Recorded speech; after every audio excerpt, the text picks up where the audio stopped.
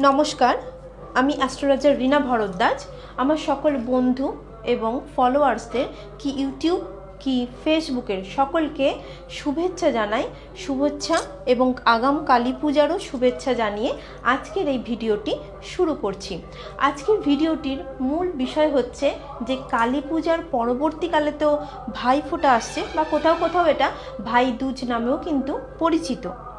এই দিনটির জন্য সকলেই কিন্তু সমস্ত ভাই বোন দাদা বোনেরা দিদিরা অপেক্ষা করে থাকে। তাদের মধ্যে যতই মনোমালিন্য হোক কেন বা কোনো রকম অসুবিধাই হোক না কেন, এই স্পেশাল বৎসরে একটা দিনের জন্য সকলেই কিন্তু অপেক্ষা করে থাকে, যাতে এই দিনটাতে সকলে খুব সুন্দরভাবে উদযাপন করতে পারে এবং ভাই বোনদের মধ্যে খুব সুন্দর একটা মেলবন্ধন হতে পারে। কিন্তু আমরা নানান আয়োজনের মধ্যেও কিন্তু দেখা যায় সব কিছু করেও কোথাও যেন একটা খামতি থেকে যায়। আয়োজনের নয়, কিছু কিছু নিয়ম মানতে গিয়ে ভুল হয়ে যায়, যার ফলে নেমে আসে পরিবারের মধ্যে বিভিন্ন রকমের অসুবিধা। তো আমি আজকের এই ভিডিওতে বলবো যে বাস্তু অনুযায়ী কিভাবে মানবেন, বাস্তু অনুযায়ী কিভাবে ফোঁটার কাজ বা ফোঁটা দেওয়ার পদ্ধতি মেনে চলবেন, যাতে ভাই বোন বা দাদা দিদিদের মধ্যে সম্পর্ক আরও সুমধুর হয়ে ওঠে। চলুন দেখে নেওয়া যাক। প্রথমত হচ্ছে, যখন আপনারা ফোঁটা দেবেন চেষ্টা করবেন যারা ফোঁটা দিচ্ছেন তারা পূর্ব দিকে অথবা উত্তর পূর্ব দিকে মুখ করে ফোঁটা দেবেন, এবং যারা ফোঁটা নিচ্ছেন তারা কি করবেন না, ঠিক পূর্ব দিকে পিঠ করে অথবা উত্তর পূর্ব দিকে পিঠ করে বসে ফোঁটা নেবেন।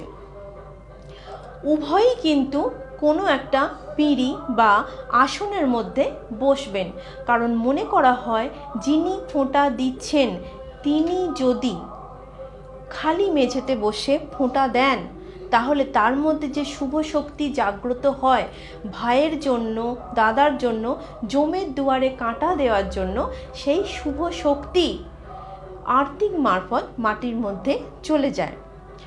যদি এই ফোঁটার ব্যবস্থা আপনারা কোনো ঠাকুর ঘরে করে থাকেন তাহলে অবশ্যই চেষ্টা করবেন যিনি ফোঁটা নিচ্ছেন এবং দিচ্ছেন উভয়ে যেন ঠাকুরের দিকে পিঠ করে বা পিছন করে না বসেন।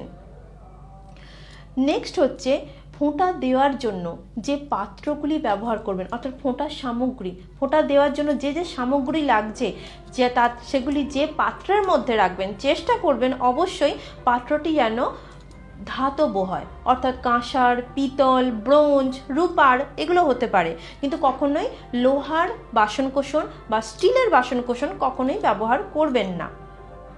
নেক্সট হচ্ছে, যাদের ভাইরা বা দাদারা দূরে থাকে তারা কি করেন, তাদের মঙ্গল কামনার্থে অনেক দিদিবোন কিন্তু ফোঁটাটাকে দেয়ালের মধ্যে তুলে রাখে। কিন্তু যখনই এই দেয়াল নির্বাচন করবেন ফোঁটা তুলে রাখার জন্য, তখন অবশ্যই চেষ্টা করবেন যে ফোঁটাটা যেন ঠাকুর ঘরের দেয়ালে হয়। ঠাকুর ঘরের দেয়ালে রাখলে এটা সবথেকে শুভ বলে মনে করা হয়।